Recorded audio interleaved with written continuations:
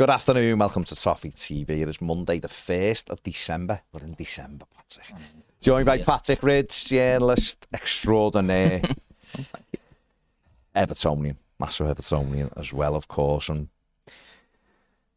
I've tried to stay away from the studio, actually. No, I've tried to stay away from this is what Everton do.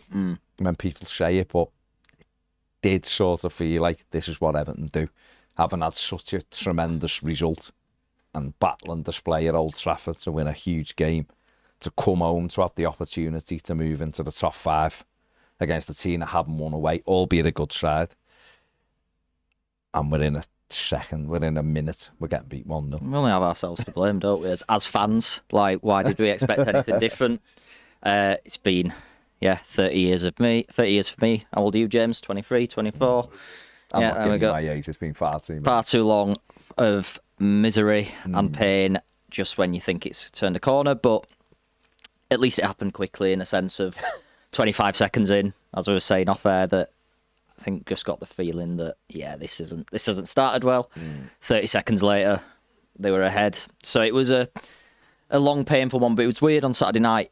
When I wanted to be angry, but I just didn't have the energy to be angry about it, because I think it was because that first half was just so bad in terms of the defensive. You knew that it was over. It was like it was game, and then when Pickford does that against those lot as well, it's like for the second goal, it's like it's one of those days. When Alcaraz a shot that I've never seen a harder shot hit. Went back to the halfway line. Smashes off the crossbar.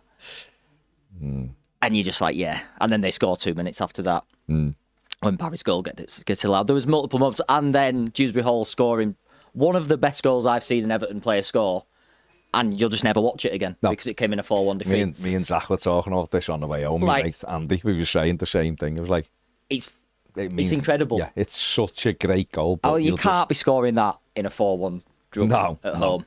But obviously it did, and it's very, very Everton, isn't it? So it was just a very Everton day, and then obviously we've got a trip to our favourite Premier League ground coming up tomorrow. So but Moyes' teams have a habit, don't they, of when they deliver a low, they do tend to at least perform better in the next game. So we'll see. But maybe this is where we are this season, and we've kind of unfortunately got to accept it, haven't we? I mean, I was sort of wincing last week when I seen people saying, comfortable win this, 3-0, we'll do this, we'll do that. They're a very good side. I know they have not played great away from home, they haven't.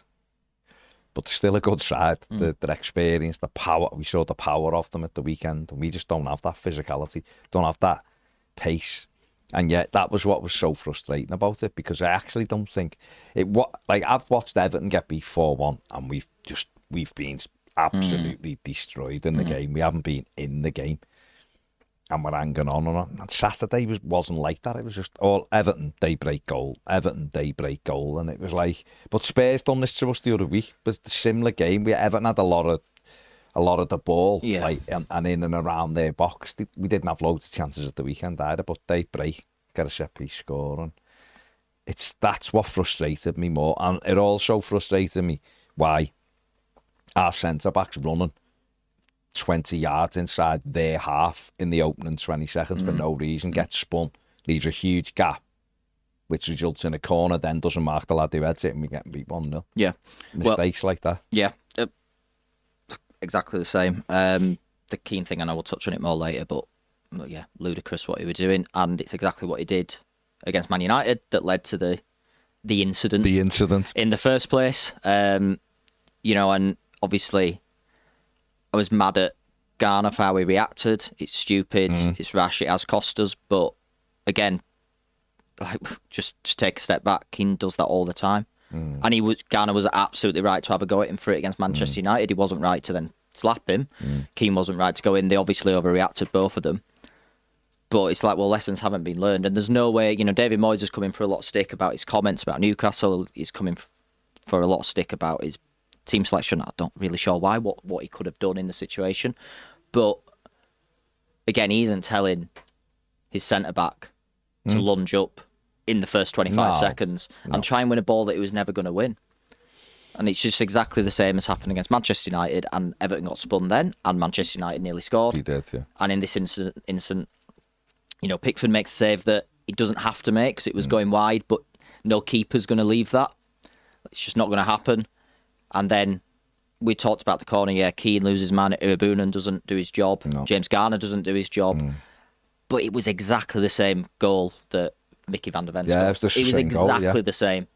And I think it did get said in the presser today, and for the first time, Moyes actually maybe did have a bit of humility about it and said, there is a bit of a worry about the set pieces and how we're defending them. And it should be a massive worry. We don't look dangerous from set pieces. No. The weird thing is with how they count the stats from set piece goals, Everton are still right on chances, still right up there, because what Everton are actually quite good at is keeping like that second phase alive. Yeah. And that counts as a set piece goal. So, it's like Newcastle's second goal will count as a set piece goal. But if you actually look at when we're delivering our corners and free kicks, and it's normally James Garner when he's on them, they're really not great. He did do a good one for the one that led to Alcaraz's chance. Was it good? Well, I mean, he curled it in, but maybe it cleared off the line.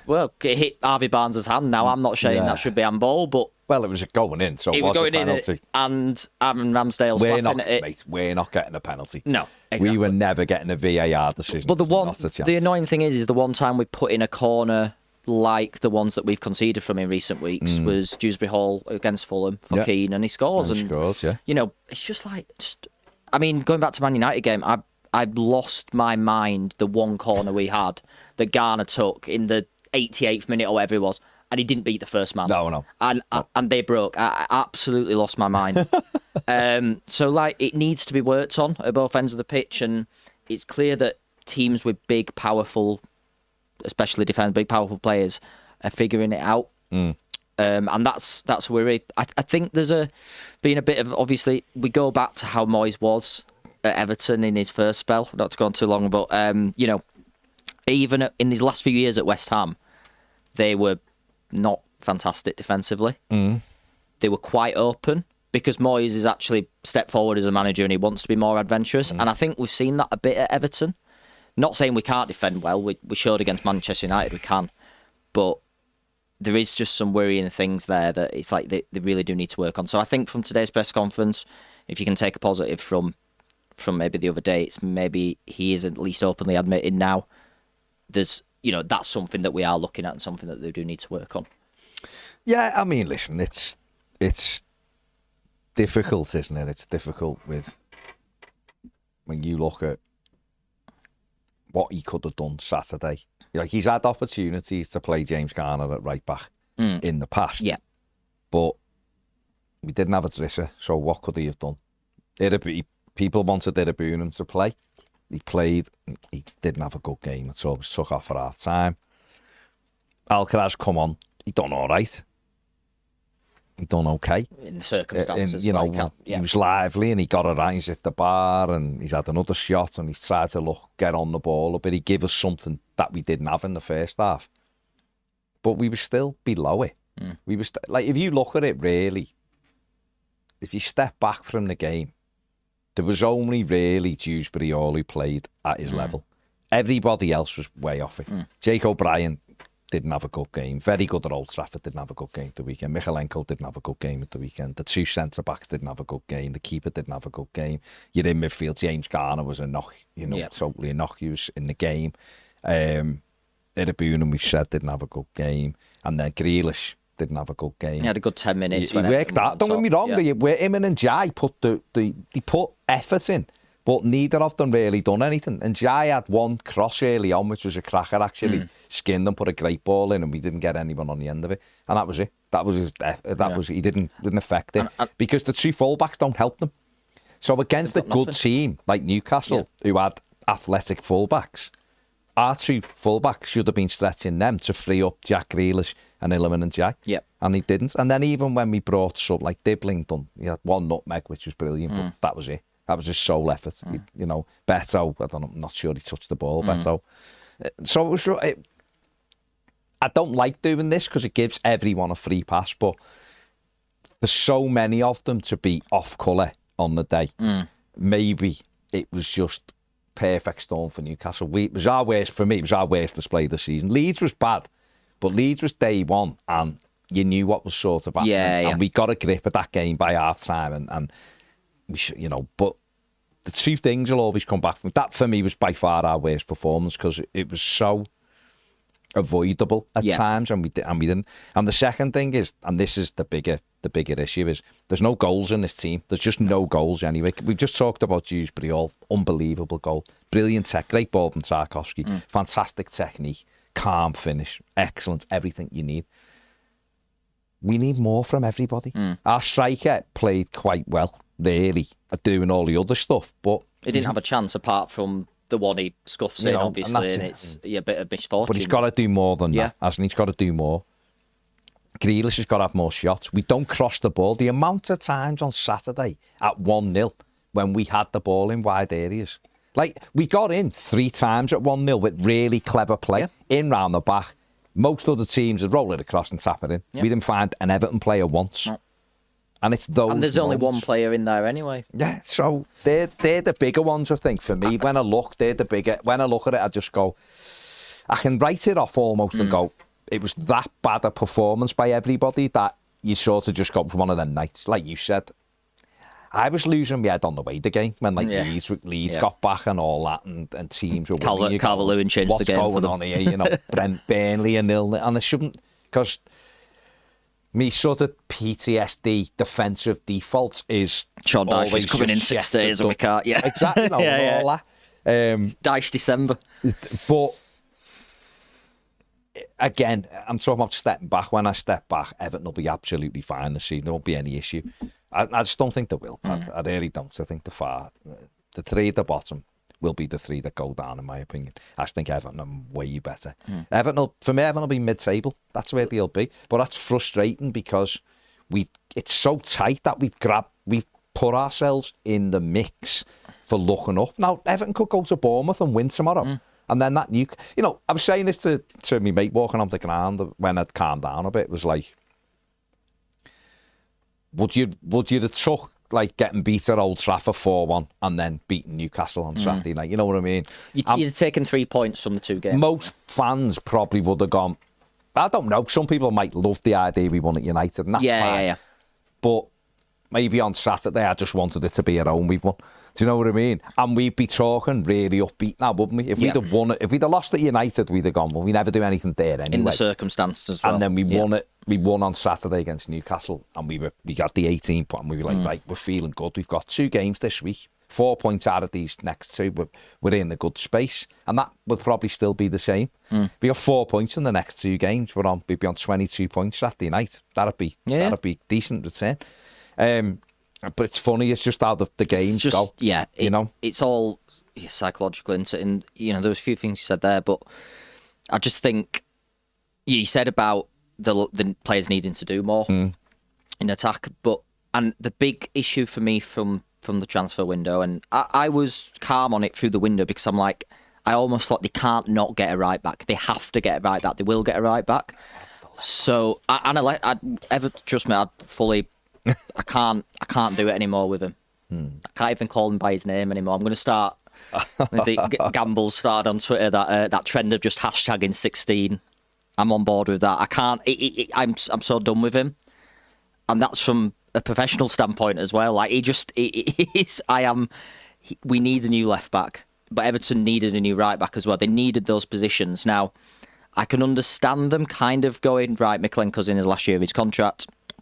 Let's just get through, see where we're at. We'll maybe go and really strengthen that position next year.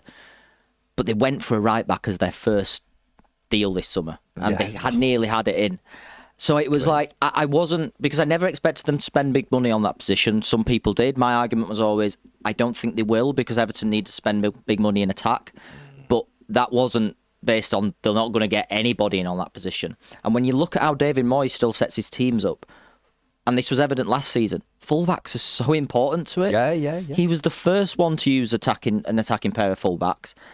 And it's still, as a manager, his system, and the players that we've now got playing those wide positions, and Jai and Grealish, like you said, they need that support. Now, again, with Jake O'Brien, he's a centre-back playing right-back. Teams have figured him out this season. When he came in last season, the way that Moyes set up at first, it was almost like a back three going into a 4, wasn't it? And he had Lindstrom initially staying really high and wide, so wide on the touchline but getting back, but really wide, offering that width.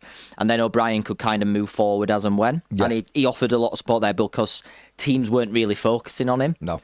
But now with Ndiaye obviously having to come in more from that right side, and look, I think Ndiaye's not been as good this season as he was last year, but in terms of output, he's been really effective. Yeah. Top scorer, isn't he? Because he's still a quality player and he can still find those pockets, but it's still not as natural for him to do that as it is on the left. So you need that support going around, and that's what we saw against Fulham. Even though Garner wasn't doing this kind of overlapping run all the time, he was just pushing high up the pitch, and teams knew he can do something with the ball, and that's all you need. So then to not have those options, it does just streamline everything through Dewsbury Hall, Grealish, and really Ndiaye wants to be the one getting on the end of things.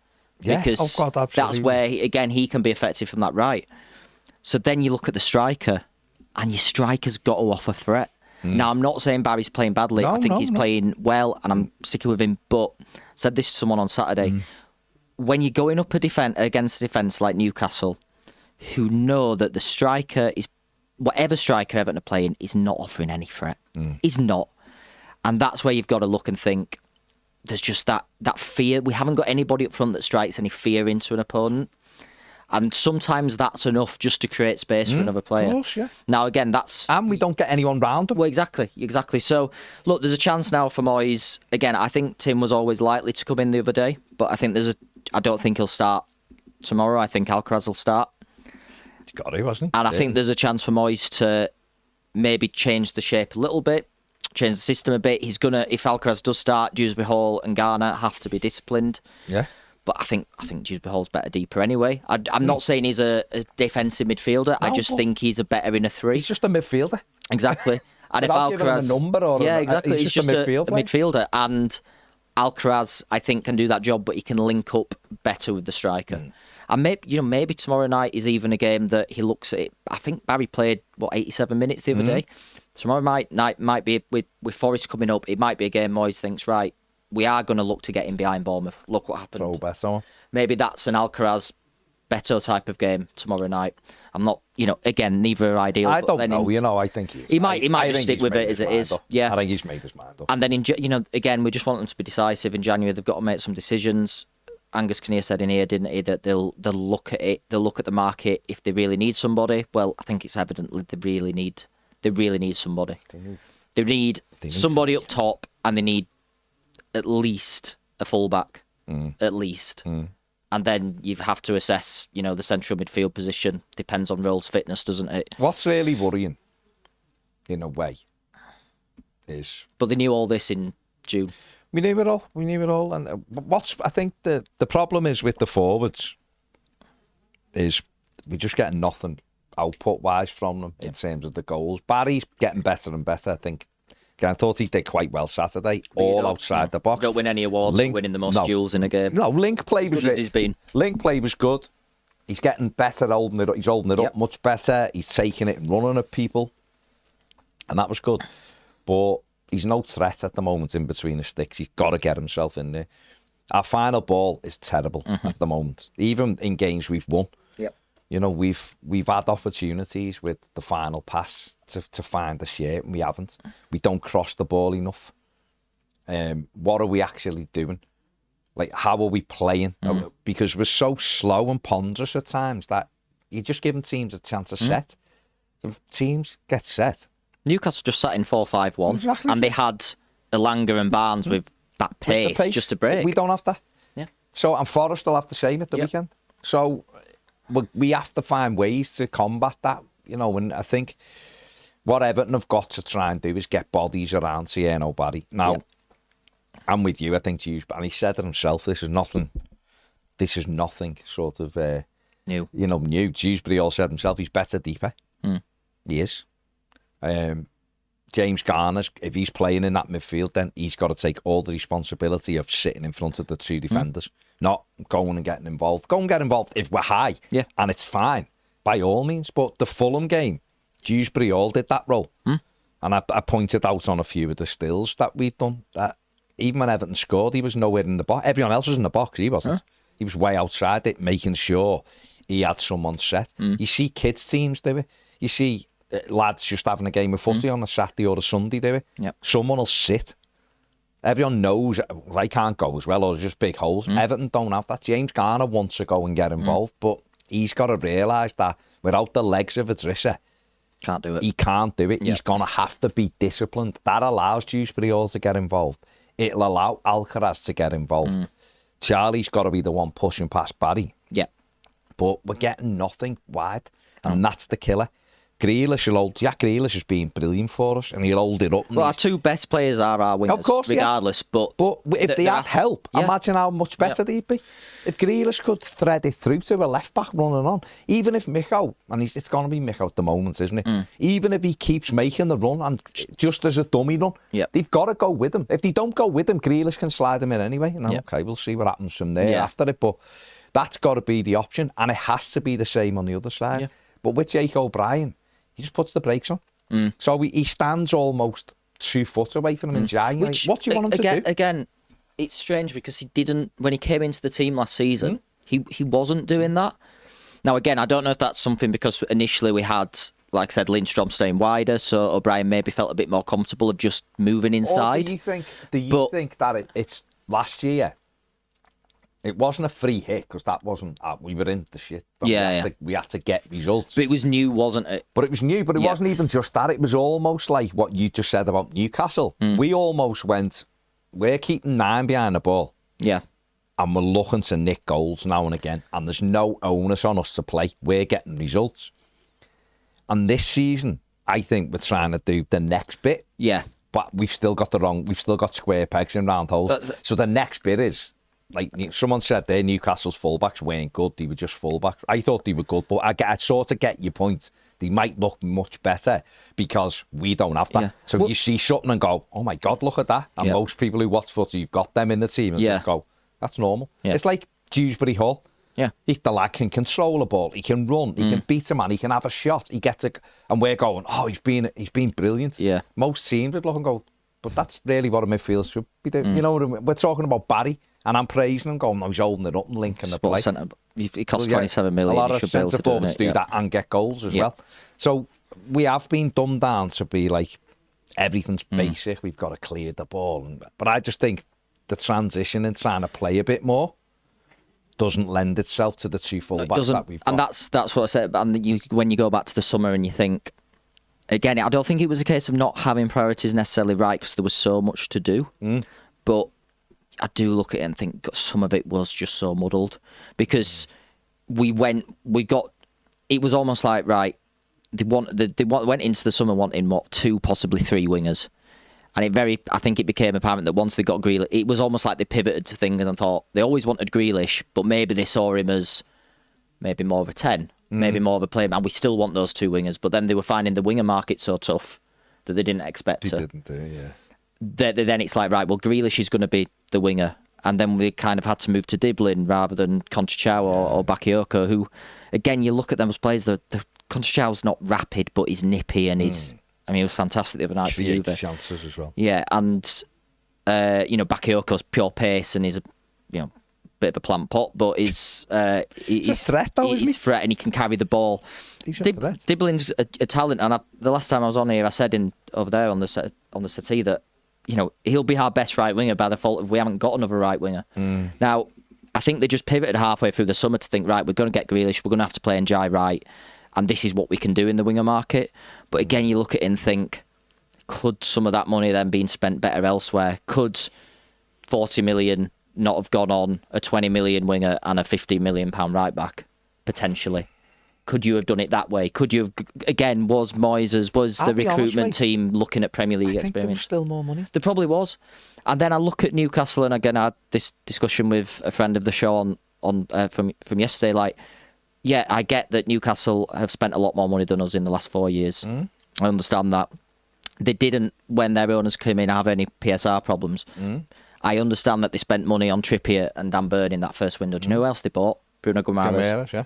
And they bought him from Lyon for 35 million. Are you telling me that Everton, now, in the summer, were less attractive to players the Newcastle were in January 2022 when they were bottom of the league, when Eddie Howard won one of his first 11 or one in his first 10. Yeah. No, of course he went. Now, again, I'm not suggesting that it would have been easy, but, you brought him up all the time. Someone like Marukoni, a proper player, just a proper player, someone who you look at and you just go, God, he elevates the team. Like Grealish has done, like Jude Hall's done, but you almost need that powerhouse, that midfielder who just really takes on. And Everton are still lacking that. So that's unfortunately going to be the next step. But then, you look at your fullbacks, like you've just come back to, you're signing players almost like link players and creative players like Jude Hall, like Grealish, who for the last 4 years has had fantastic fullbacks, obviously, to play with at Man City. You're playing Njai slightly differently, where it's less about him getting on the ball and carrying it, and more about him having to cross, or more about him having to link the play and move inside from the right. Yet you're still playing a centre-back there because you've got no other options. Yeah.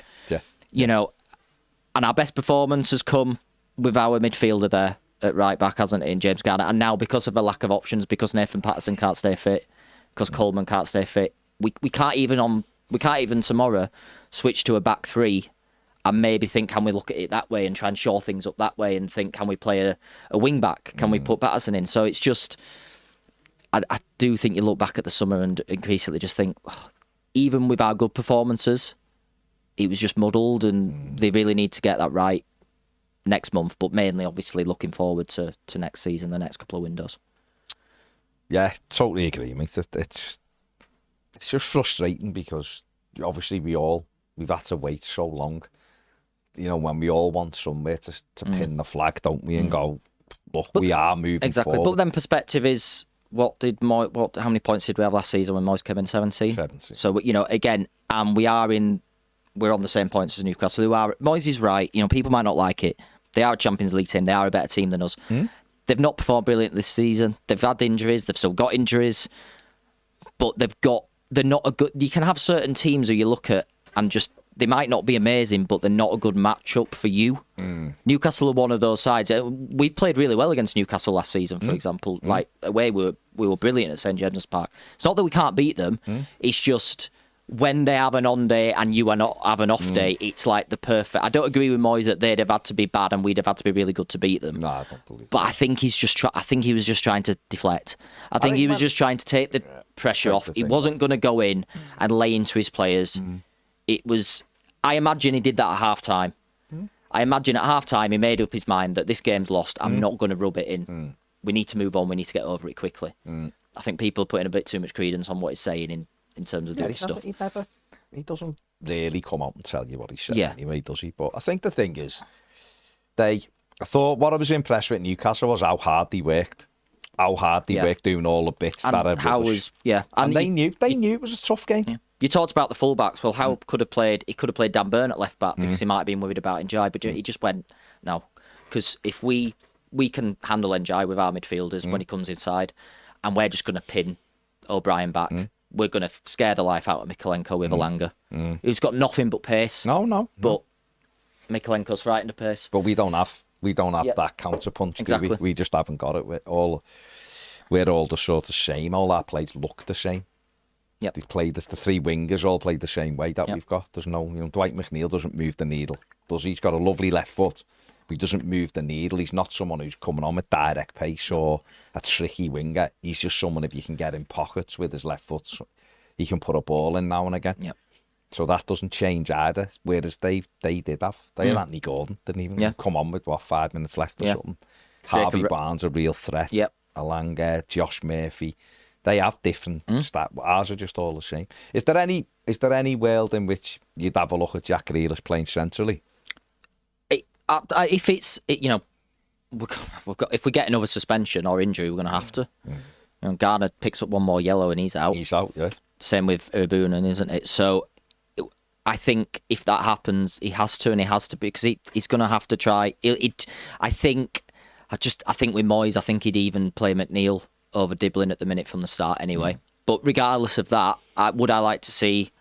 I'd rather Grealish move central and Njai move left and Diblin coming on the right, let's put it that way, than do Njai central, because I wanted to see Njai as a 10 for a long time. I think in Dyche's system, whatever that was, is 4-4-1-1. I think that's a good position for Njai centrally because he's not really a 10. He's more of a second striker there. Yeah. But I think if you're playing him deeper, he just gets too clogged up. Well, he didn't. He was poor against Palace. Yeah, exactly. And they moved out onto the left. He went back out wide, moved out onto the right. Sorry, and suddenly it just shifted. Yeah. Because I think in the Premier League, it just has more space, and there's a lot of difference between being a second striker when you push quite high up, and then having to drop in and link the play more. So I'd rather see Grealish try to do it, and maybe have that freedom to get back. Like I would like to see us when we're. I suppose the issue is maybe the game hasn't been for it, but if we were 1-0 down or if we were chasing a game at 1-1 or something, I would like to see him have a bit more flexibility with stuff like that. Because I think Grealish central could really work. At the same time, Grealish does hold that position on the left wing really well. Again, it comes back to the fullback. Yeah, exactly. But we've got to look at something. So tomorrow, personally, I'd do Dewsbury Hall, Alcaraz, Garner. You've got Tim to bring on then if you need. But if you need to, you can obviously switch it around with your wide players moving in mainly. But he's gonna have to start playing Dibbling soon because he wouldn't need him. But at the minute, it looks more likely to be McNeil, doesn't it? Filling that position when Njai goes to AFCON, which is a worry in itself. Yeah. Well, it just makes the signing look pointless, really. I think there's. Look, I still back that type of signing, and I think there's logic to the signing. I just think maybe again it was Everton taking 2 steps forward when they're not quite ready for it just yet. Like, are we in a position where we can spend 40 million on a player who's not fully Premier League ready? And I don't think he was last season. I think he had a brilliant few months when he came into Southampton team because he was stood out in a really crap team. There was no pressure, and he was just he had no fear. He had no fear. Whereas the last 6 months of the season, 4 months of the season, he was really poor. He was tired. You could tell he wasn't up to the fitness levels, and he was still growing into it. And I just think again we just needed someone in that right wing position to be ready, and that's what I mean. That's what I meant about the other day is you need players who are ready to make an impact. Yeah, absolutely. And I'm sorry if you're spending 40 million. I think that player can be ready to make an impact, or 35 million, whatever it was. I think you can get a player that's ready. Doesn't mean they have to be 28. Again, perfect world. I wanted him and Dibbling. I wanted that winger and Dibbling. So can they look at the market? I don't think they will. I think there's now other areas that they need to focus on in January. But I think next season you've got to look at that market again and just think we really need top quality out there. Yeah. I think we need some power. Yeah. And strength and running power. Yeah. I mean, you're not going to have it. You're never going to buy a team of sprinters, are you? Because that's not really what it's about. But you've got to be able to get around the pitch quickly and move, can transition, and offer a threat on the break. Yeah, so you're playing a different way. The artist formerly known as Prince Andrew says on the subject of people getting off early, I agree it's bad to an extent, but people have also paid a lot of money and are able to vote with their feet, literally. Maybe more would stay if the transport infrastructure around the ground had been sorted properly in advance. 3-0 down at half-time, what's the point? Be home for a final whistle or in the pub out of the biting cold? Personally, I'd stay, but people have the right to do what they want without the judgment. Yeah, I mean, the only time I'm not on board with that is, Alan, look, I can't speak because I don't come to every game, obviously. So when I do get across, it's a bit more of a, I suppose, an event, I guess, I'm coming. But I have had season tickets in the past and travel a long way through it. I don't get, and it came in at Goodison, and I'm not having a go at anybody, but I do not get the amount of people that leave with 10 minutes to go when it's like 1-1. And that does happen 0-0. Or when we're winning, because we don't win that much. So I'm like, that's surely when you need to say that's your day out. But I do fully understand that the transport issues around the ground and everything like that, and that's gonna impact people. And again, that's on Everton to, they're not responsible for the transport, but they are responsible for pushing the people who are responsible for the transport to be better, and also encouraging people to stick around in the ground, making it clear that can be an option for them. I don't think, again, me and John covered this in the piece we did on the Substack a few weeks ago about the Ashes, but it's not right that I only knew that there's toilets around the corner from the south stand that they'd be empty because I heard Ped say it on here. That's clear. And I had to tell people there's toilets 30-yard walk away, rather than because you can have a go at people, but at the same time, you're just going to naturally, if you don't know somewhere, going to go to the same one. Of course, yeah. Obviously now it's getting better for Everton fans. We've been there. Everyone's used to it already. But there's things like that the club just need to improve. And without going too negative, when a result like Saturday happens, when you see muddle of recruitment, you just sometimes think, it's the whole thing, isn't it? It fish rots from the head and all that, and it's still going to take us some time to get over it. So, let's have more Old Trafford wins and less conceding after 55 seconds at home. That'd be lovely. Impressive that we managed to concede the quickest Premier League goal of the season. Was it? Yeah. Less than 2 hours after Man City had scored the quickest Premier League goal of the season. There you go. So another Everton first. There for the records. Yeah. Josh Oldfield said the stickers on the seats about swearing, honestly. Did the club think moving to a shiny new stadium would only attract the likes of people who actually get offended by words? Ridiculous. And Royal Blue Rich says, I didn't notice that. Maybe if they were good at football, we wouldn't have to swear all the time. I'd saw that thing, is it? I mean, does it specifically say swearing or so? Like, I suppose there's limit levels, isn't there? Like if you, obviously, I've said things at a match that I wouldn't normally say. Of course, but that's normally football. Directed at Sean Dyche or Dwight McNeil. Exactly, but I've never said anything. There's levels to it, isn't there? I think if someone's crossing the line, racial then stuff needs to be said. Racial stuff, homophobic stuff, sexualised stuff. Yeah. I 100%. But putting something on, telling someone to fuck off. Yeah. Or having a go at a referee, and then that might mean you're going to get banned for the game or your season ticket taken off you. It's ridiculous. It's not. The club needs to be very careful. Yeah. Very, very careful. Football's going the wrong way. Yeah. Really. It's over-sanitised already, isn't it? So. And people, they've got to be careful. All of it is nonsense. Like I said, that definitely for sort of racial stuff. I don't like. So I just didn't know the full context of. I saw the pictures and I'm like, God, it's a bit. Well, I never. Big, there was none by me. Yeah, but, big brotherish if you're putting a sticker on for someone swearing, isn't so it? What Everton deciding to do? Yeah, it's a bit crazy. No, really poor. I don't think Everton have got that many racist fans. It's really poor. Yeah. If it's just swearing. Bill Cummins says dreadful performance shows how much we miss Garner. I was told last week it was a good on here by people in the comments. It was a good job Keane wasn't sent off because we were missing more than a drifter. But those people probably playing temp and bowling now.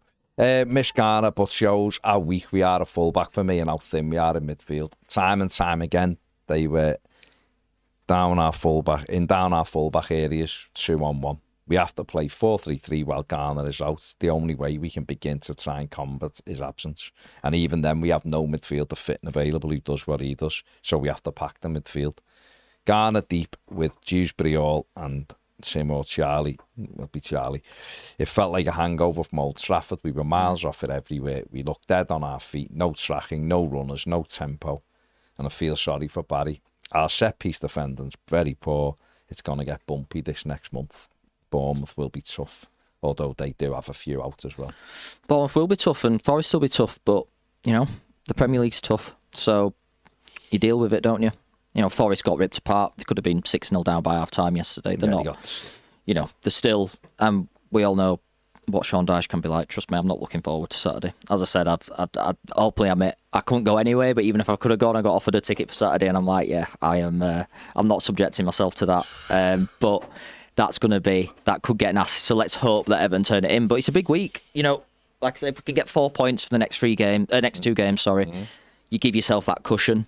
Just Everton have a habit of pulling. Second half of the season was stronger. Yeah, and Everton have a habit of you going. I remember, was it the full COVID season? And we'd obviously had the great start, and then we had a bit of a wobble, and we went into December where we were playing Leicester away. When Leicester were, I think they were second. Yeah. We played Chelsea and Arsenal at home, and we against Arsenal.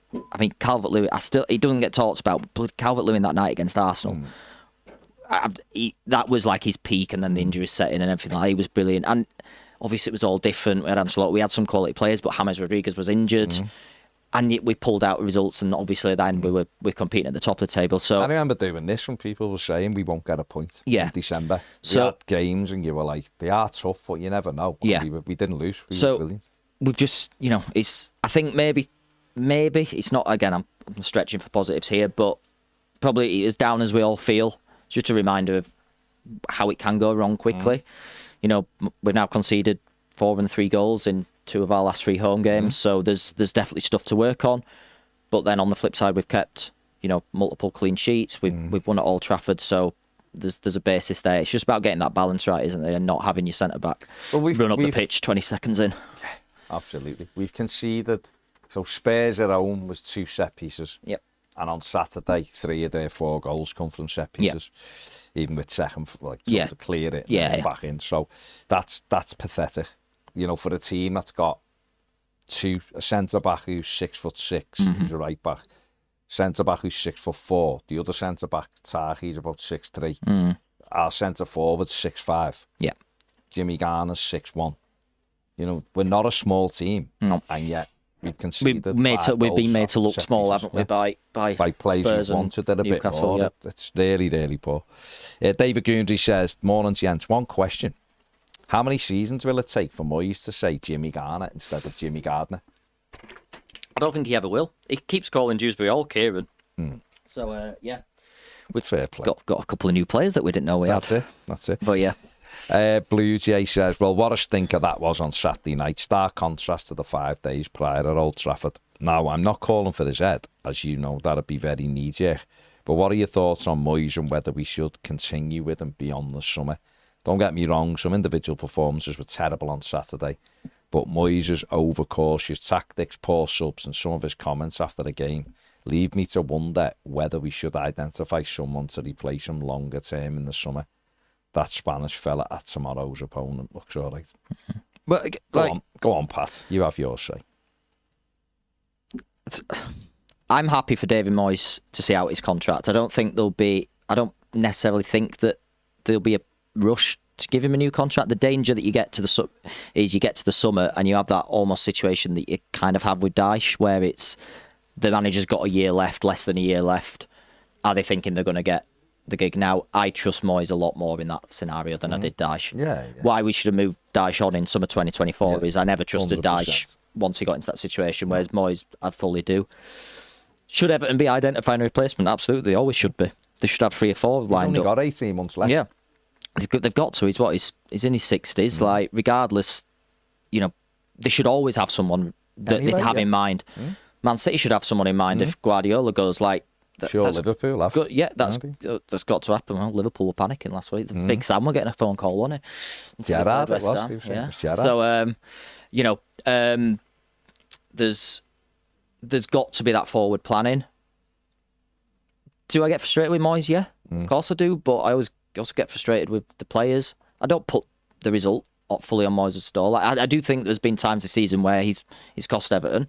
I do think there's been times where his changes and his tactics have helped win us points. And he's what he is, and Everton are what they are. So I just think we've probably got to keep level-headed with it, see where we're at with the summer. But I hope that the ownership group and the team behind them obviously are forward-thinking enough that they know that they're going to need a replacement eventually. And it's on to Moyes to prove them wrong, isn't it? But yeah, I suppose I know it's a bit of a not non-answer really, but get to the summer and see where we're at with it. But I think if we've had a season where we're in mid-table, then as pathetic as that sounds, you're building towards something again, aren't you? And you don't want to change anything too soon, really. Barry says, my first trip to the new stadium, even the disappointments of the results could not take away the sheer joy of being there. A stadium fit for our great club. Some positive there. Steve P says that was so ironically Everton. We're getting all this praise after the United game, talking about how the mentality's changed, and then literally the next game we go out and embarrass ourselves like that against them of all teams as well. I don't even know why I'm surprised, but the glaring issues this team was on full display there. The difference in power and pace was incredible. Looked like we were moving in slow motion.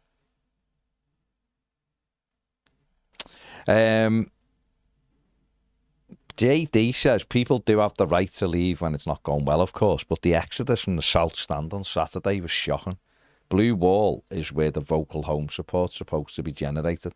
If the street end had sacked it off at half-time when we were losing to Brien, ditched the underperforming players at Oxford before the back pass, or not raised the roof at Stoke encouraging Howard to open the windows, our last glimpse of success would never have happened. Those getting off have paid for the right to leave early, but please don't criticise the players for a lack of commitment if you do. This club has always been about unity and passion.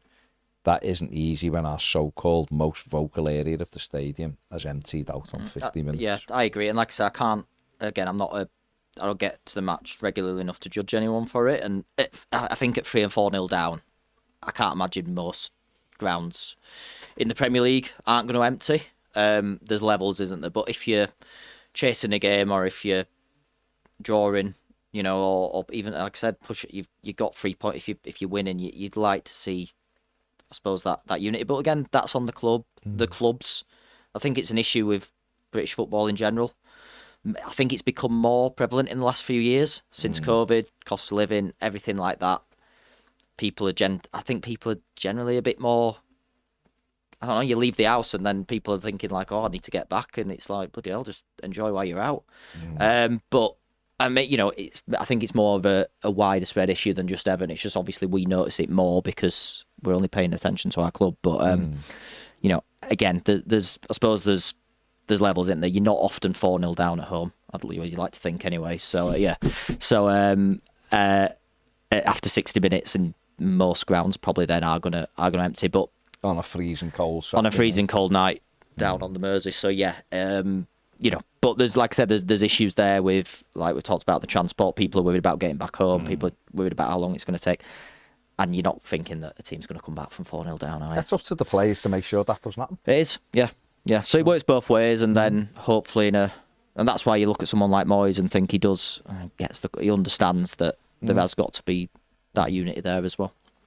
Bill says, Moyes saying after the game, they were too quick for us. How many years have we said about not recruiting pace? It's madness. It's a requirement in this league. Yet year after year, we haven't brought it in.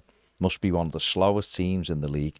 Newcastle, Brentford, Forest, Bournemouth. What do they all have in common? Power and pace. Yeah, it's weird. Listen, it's weird. I don't get it. It should be your starting point. Yeah. Can they run?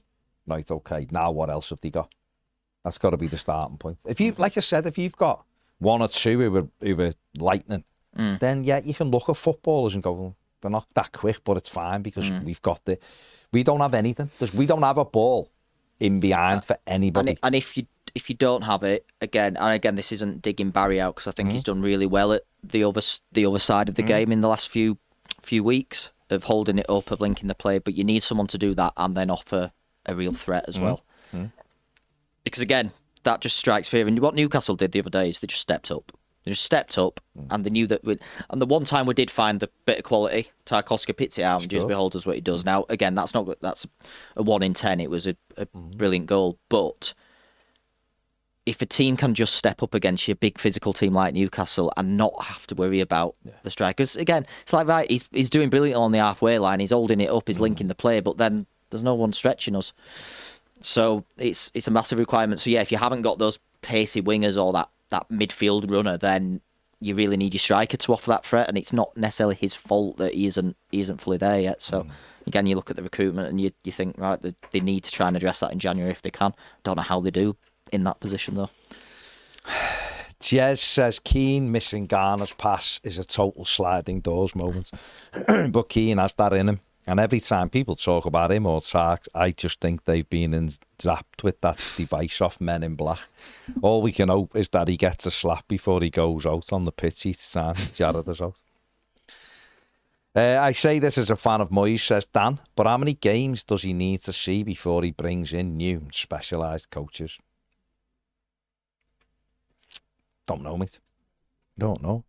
Mark Mack says game was done at 60 minutes. Why was Dibbling and McNeil given just 10? Because he doesn't trust either of them.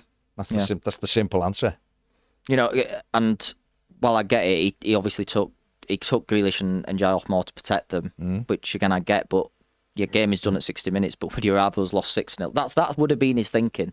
He's like, at least Grealish and Jai hold on to the ball. He doesn't trust him. And let's be honest. Well, neither of them have done anything. If we had all the other players fit, they wouldn't have got on the pitch either of them anyway.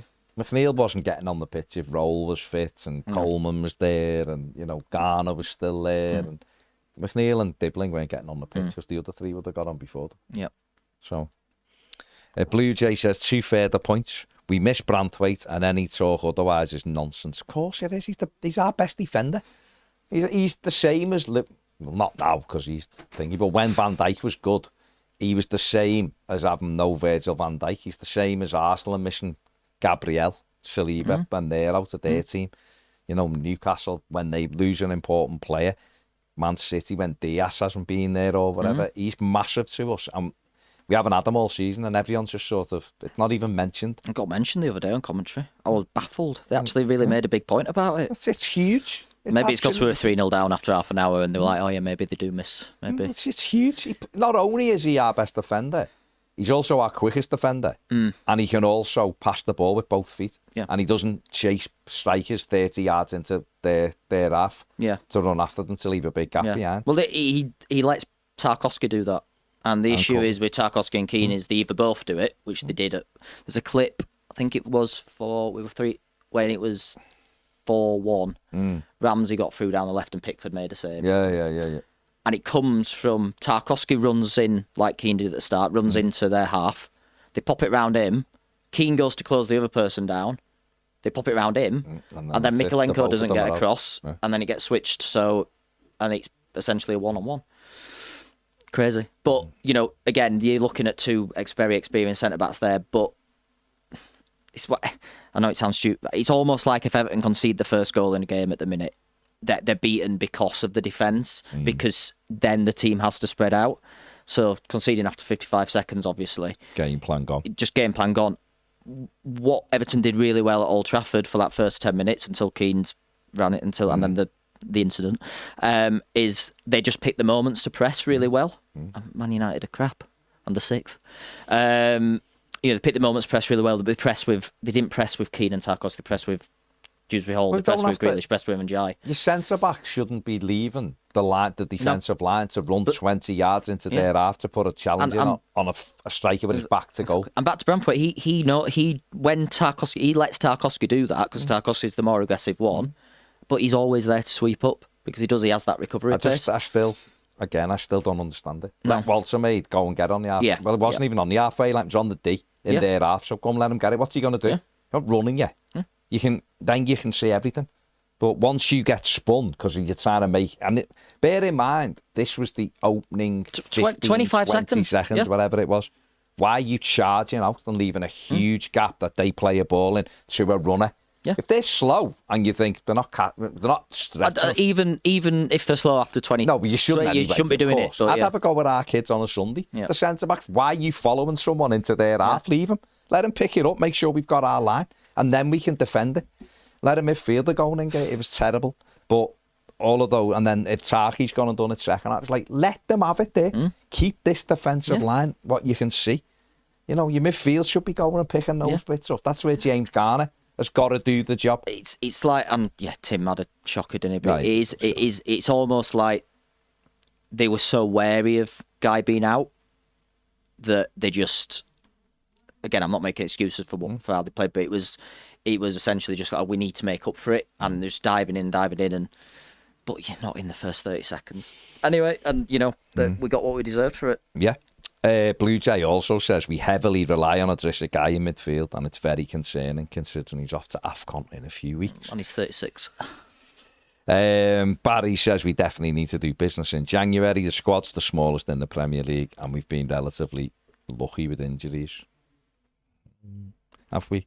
Steve says one of the worst performances so far this season. Game is over by half time. Devin buried at 65. Moyes did nothing. NG after going 2-0 down.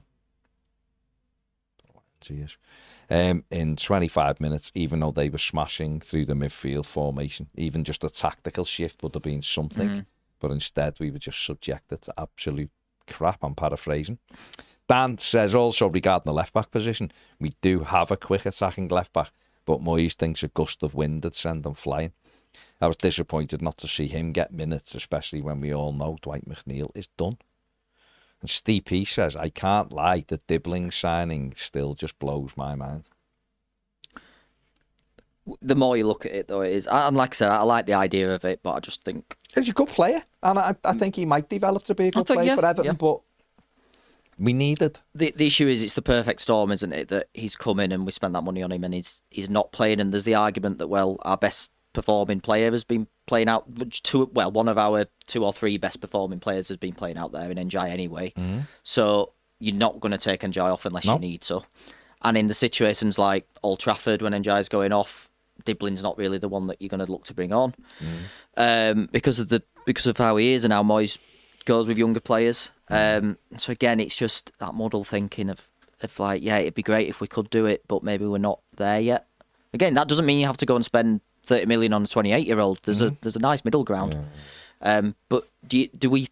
Maybe the club did we think that Tyler Diblin's such a talent that we just had to get him now because we wouldn't get another chance? Maybe. Maybe they did think that, but then you just look at it now and think, God, we weren't quite there. He also says so many better wingers who went for less than him. More importantly, wingers who have actual pace, which he doesn't. Bakwa's not getting in at Forest, is he? So you got, Bakwa's not getting in at Forest. So yeah, Sean Dyche. Dwight, get him down. Have a little swap with Dwight. Jay says, well, it confirmed on Saturday to me that we can chat about Jack, Dewsbury, Orlan and Jai all we want, but this set of players simply struggle without Idrissa in it. O'Brien could have easily replaced Keane, but no one replaced Idrissa. I hope we have identified someone to take his place when the time comes. It's Idrissa. That's what we do. We just keep him going. He also says special mention to Juliet for asking the gritty questions the fans want answering. Very good. Steve P says, I find it bizarre how we haven't signed a midfielder remotely similar to Garner when we've proven on multiple occasions we can't function without him, to the point where we had to replace him with him. All the people saying he needed to be dropped mustn't actually watch football. James Garner was getting massively hyped up after a few 7 out of 10 performances, but he's never going to be on his level, let's be honest. He's nowhere near as good as him now, even at 36. Well, I agree just on that point. Does any other Premier League team have a midfielder like Garner in the team? Because he's a pretty unique profile. Now, I get in terms of what he does for us, but there's ways around it. Everton aren't going to be able to get an Idrissa guy. No, because there isn't another one, is there? Yeah, and also like that, those players is very 2015, 2018 Kante guy, kind of like players who rat about. Now, obviously, they're still there. Was it Mendy who played for Leicester as well? They're still there. But again, it's all about stature. He's like Kante in a way, isn't he? He's very much like, there was no one really like Kante other than Idrissa, was there? And the game's moved a bit more to a proper sitter in that Rodri style, and in a few years it'll probably go back. So it's like, you've got to look at what there is and how you change. What do you think of Manu Kone? Well, he's an all-round. He's an all-round midfielder. He's someone who bosses the games. It would be fantastic in this fantastic. He would have been very good in this midfield. Would Amadou Onana? Like we all, Amadou Onana would have been ideal in this midfield. Moyes would have loved him. He would have done. Well, he wanted to sign him. He nearly had him. Yeah. But I'm not saying Onana's pulled up any trees at Villa. He's been good. He's not been amazing. Yeah, and they'll probably have to sell him in the summer if they still have the PSR issues because he's a sellable asset. But it's that type of player where.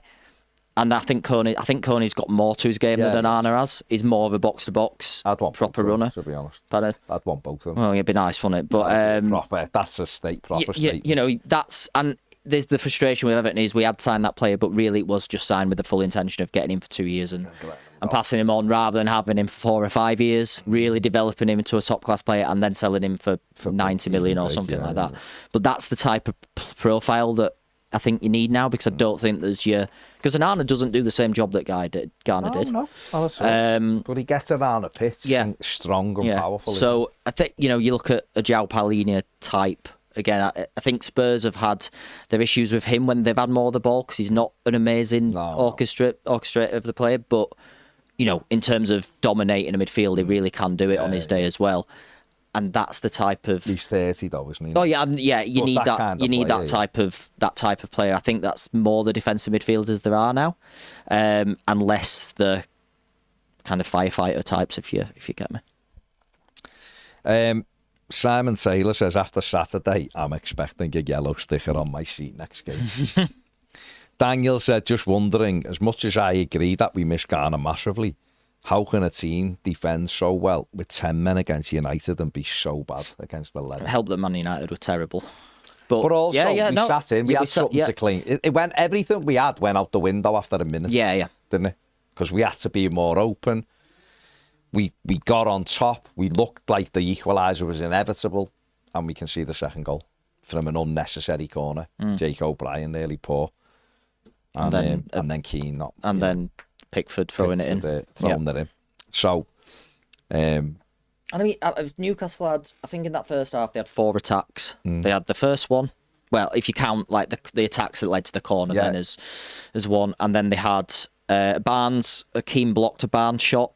They got in down the left when it was 1-0. Oh yeah. That I don't know if Pickford it was on target anyway, and then they had the two other goals. That's it. That was it. Yeah. Now Everton didn't. I don't think Ramsdale had a save to make in the first half. They didn't do anything, but they had all of the ball. Shot that deflected. That was probably on target. Yeah, that was on target. We had the Dewsbury Hall got in. Header that landed on top. Yeah, from that corner. And Dewsbury Hall should have shot rather than try and pass it back. Yeah. Burn made a good block, but that was like that Wolves one where Grealish just slips it in. Really good bit of play. And I don't know if he got caught in two minds or if it was just his body shape, like when he stretched to get the ball. Because at first it looked like Dewsbury Hall was just going to hit it, from post, but he kind of ended up hooking it around, and then Burn got the block in. So like there was moments. He got in a few times, and Michaelenko got in, and Jai got in down the other side, but we never found the blue shirt. Yeah, they just got blocked. And then it was just a case of picking us off. I mean, you can do that at 2-0 up, especially. You can do that because our heads went. Yeah, we've got on, mate. Lions, he says, afternoon, lads and fellow Blues. I've already forgotten our shocker Saturday, but it bothered me more that Jack got grief for his play when he's been, for me, the most exciting player we've had since James Rodriguez. Do we sign him next summer? Think about it in the summer, I guess, but depends how much they want. Yeah, but Grealish has been brilliant. He's not helped by the left back, and that's not. I'm not like having a go at Michaelenko. Michaelenko's a very good defensive left back at what he does, but when you've got Jack Grealish in, you need someone to go on the outside of it. Do you know the crazy thing is, given how much Everton have struggled creativity-wise in the last 3 seasons, before the Man United game, we had 3 of the top 5. We had the 2nd, 3rd, and 4th ranked players in the league for expected assists, which is better measure. It's even better than chances created because it's actually showing you the quality of the chances created for it. Yeah. And Grealish 2nd after Mbeumo by like 0.01 or something. And then Dewsbury Hall and Njai. And after the Man United game, that obviously shifted down because they didn't have any of the ball, and it'll shifted down. But Grealish is still right up there. So in terms of his all-round play, his most chances created from open play in the league. You know, like he's still doing it now. The issue is the players aren't getting on the end of it, and then you look at him and think, do you always have to make that pass? Like, I just wanted to we had one at Old Trafford, didn't he, where he got through, yeah, he should have shot. And maybe just mix up how he's crossing it. But I think in those first 20 minutes the other day, he did do that, and then obviously after that, Newcastle just they doubled up on him because they didn't need to go forward either. They just picked us off. Not going to run past, so they don't have to worry about him. So they just had to see. He's only so much Jack can do, isn't he? You've got to have people making runs to stretch teams. If people come and sit, and we give them the opportunity to sit in and pick us off then because we give them a goal after a minute. Yeah. So their job's done then. Can they defend, get through it? Once it went 2-0, it was easy for them. Yeah, and the way it did as well. It was easy. The way it went 2-0. Well, the shot was going 807 foot wide. They all just... And it hits Dan Burn and rolls perfectly back to Miley, who hits it.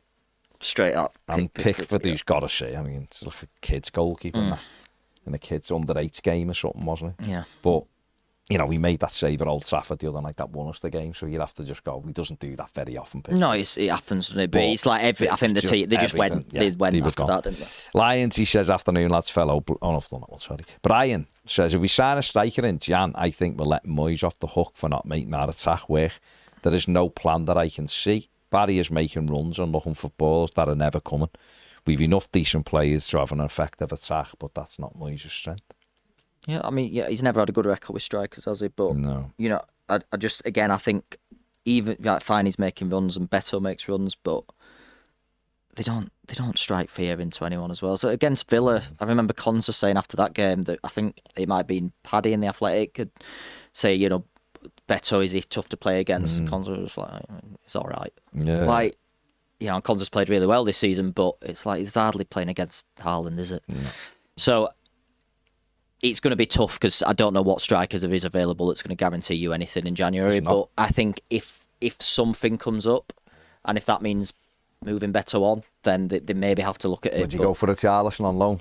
Yeah, I just don't think they'll let him. I don't think they'll let him go. They shouldn't. I think Spurs fans don't like him and get frustrated with him, but he always plays well when he plays. Scores. Does he play enough? Well, he's been pretty fit this season. He's available for us. Thomas Frank likes him. Solanke's been the injury-prone one. I just can't see him. I can't see them letting him go. Jerry the Jock says, having speed in your legs alone is no good for wingers. You need speed of thought, which Njai and Grealish have in abundance. What we do not have is midfielders who play the ball ahead of them, both allowing them to put defenders on their back foot. I lost count of the amount of times balls were passed to our players while static.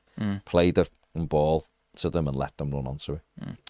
Bill says it's not just the striker, our fullbacks can't get up and down. And as Baz says, our wingers don't have explosive pace. They're all very similar.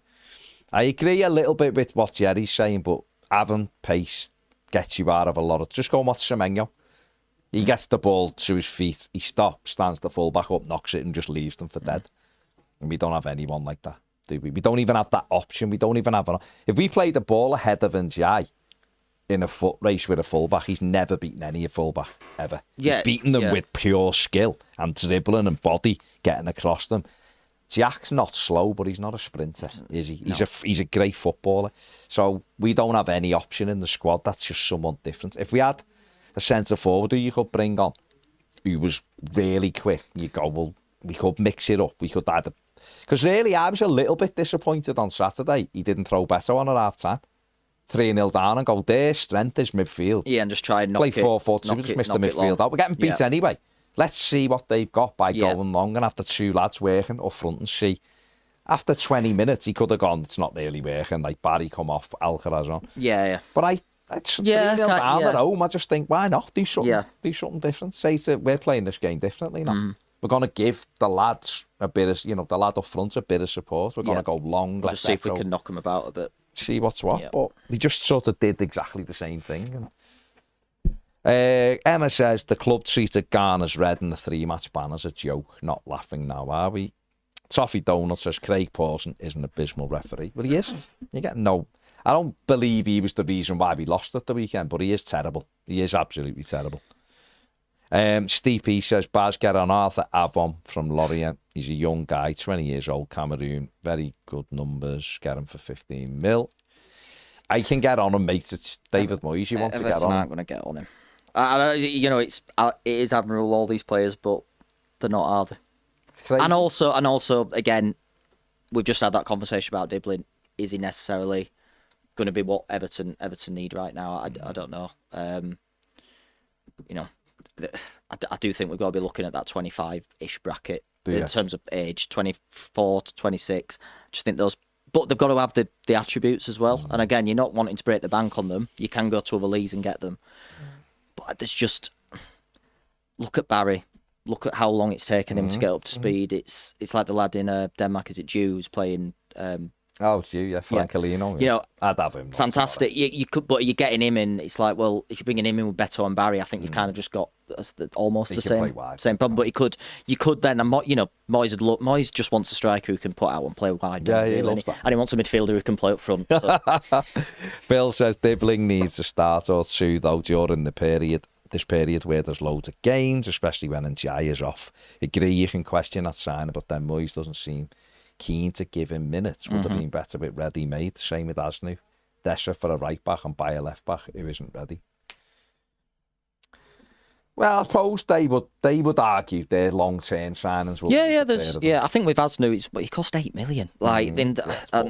So I think they just need to have a plan for him.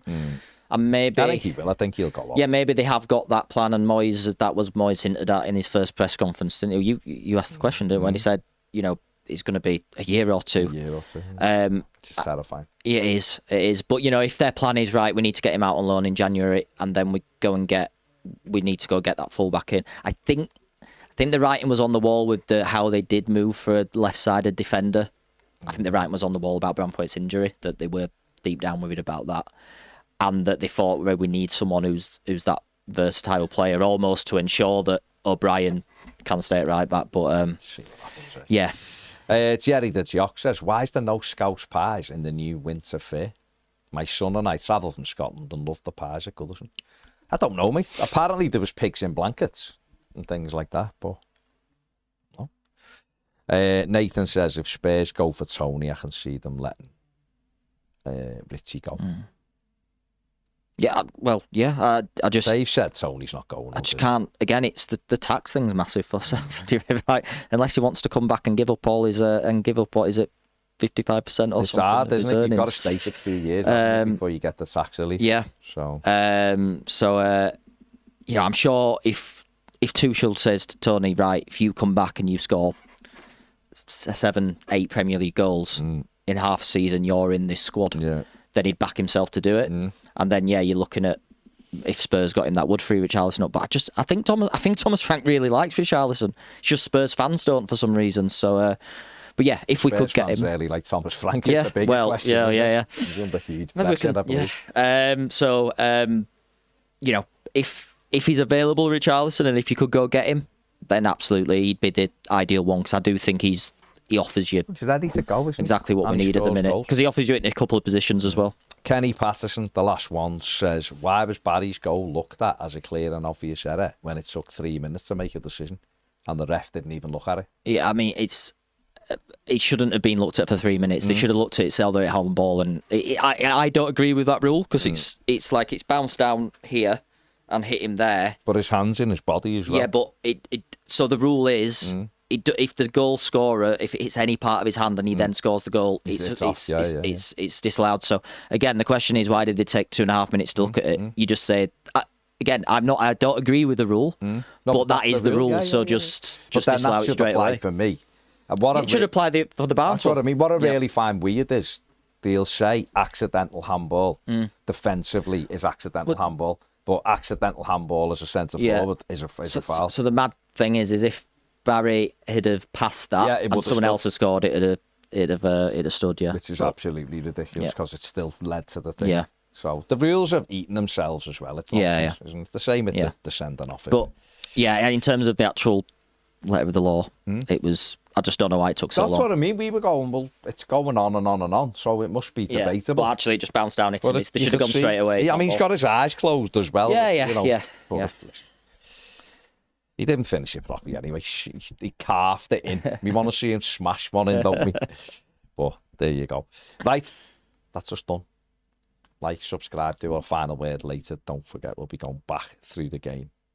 Oh, the joys. See you later. Bye.